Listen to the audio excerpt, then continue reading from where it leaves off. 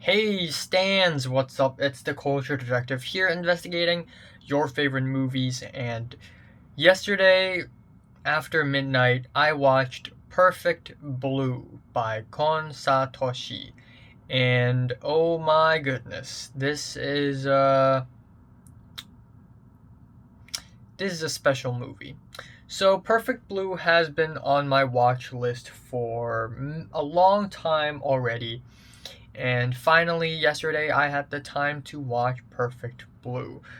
And Perfect Blue has been one of the most talked about and one of the most popular animated movies of the last few decades. It is released in 1997 and it is directed by Kon Satoshi, who unfortunately passed away at the age of 41, I believe. But at that point, Kon Satoshi had already has a great list of projects under his name: Millennium Actress, Tokyo Godfathers, Paprika, which heavily inspired Christopher Nolan's Inception. Of course, we have Paranoia Agent, and also we have the one and only thriller, psychological thriller, Perfect Blue, which I will have to talk about now. This is not completely original, as it is actually based on the novel written by Takeuchi Yoshikazu. And this story is essentially about Mima. Mima is a pop idol in Japan.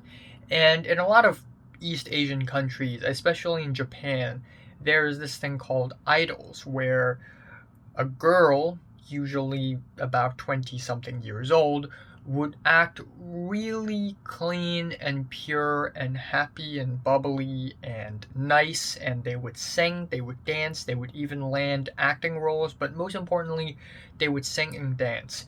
And that's pretty much their life. However, the idol industry is not as innocent as you may think it is, because these idols are simply personalities fully controlled and sold and marketed by these agencies and these companies, and life as an idol is actually incredibly depressing.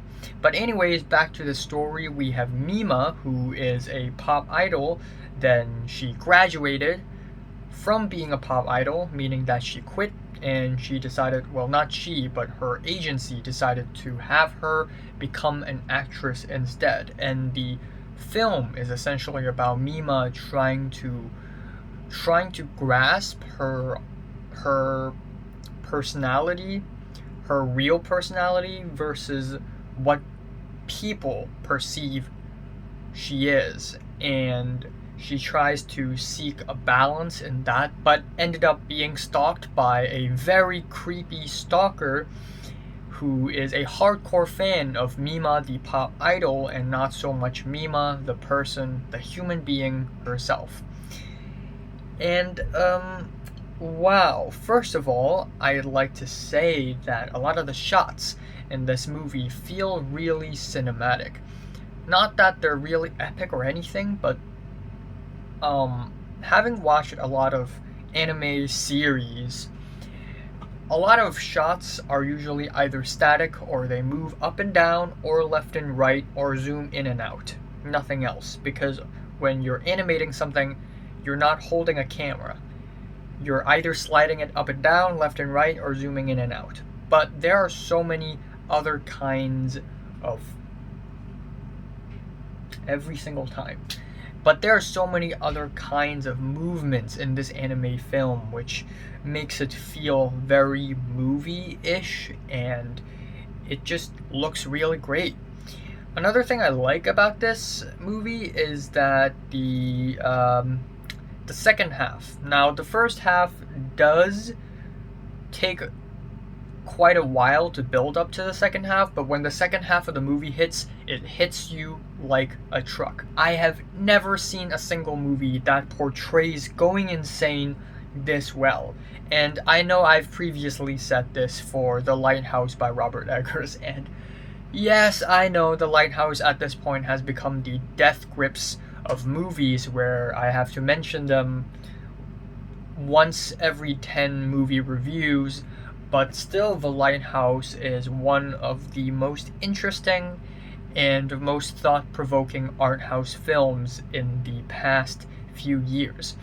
And one very important feature in The Lighthouse that I really love is that the main character goes insane. And the second half of the movie is where nothing is real. You don't know what the time is anymore. You don't know who is who anymore. You don't know what's happening anymore. Nothing is real.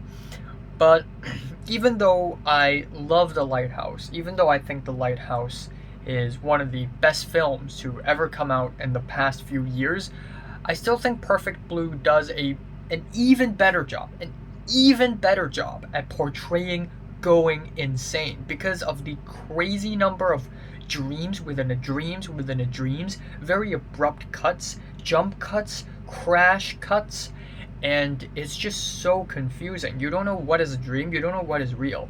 Mima, she became an actress, and the movies she's in are somehow blended into real life, so you don't even know if it's a movie anymore or if it's real life anymore. You don't know what's real, you don't know what's not. There are all these conflicting information, and you really feel like you're going insane along with Mima, and that is incredibly impressive.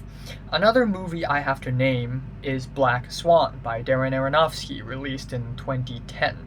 Of course, given that it is a review for Perfect Blue, I have to talk about Black Swan, because essentially Black Swan is a loose adaptation of Perfect Blue, or dare I say rip off. But Darren Aronofsky did buy the rights to some clips in this movie, so...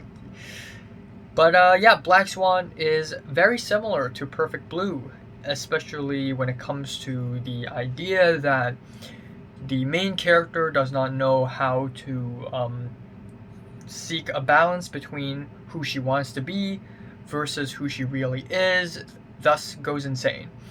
But the going insane sequence in Perfect Blue is just pure feverish nightmare, whereas Black Swan is scary, yes, but it doesn't radiate as much pureness to it, actually. And that's what I really love about Perfect Blue. The second half of the movie is just absolutely amazing and has me on the edge of my seat completely. And that being said, though, I'd like to say that this movie is not as scary as I thought it would be. To be honest, I haven't been afraid when I watched a movie. Sure, there are movies like Hereditary that really scare me, but I feel like ever since I found out about Ito Junji's mangas, I have never been truly scared by a film ever again, to the core, to the bone. But still, there are some scary scenes in Perfect Blue that's really memorable as well, especially when the stalker was in the hallway walking towards Mima and Mima couldn't go away. That was horrifying.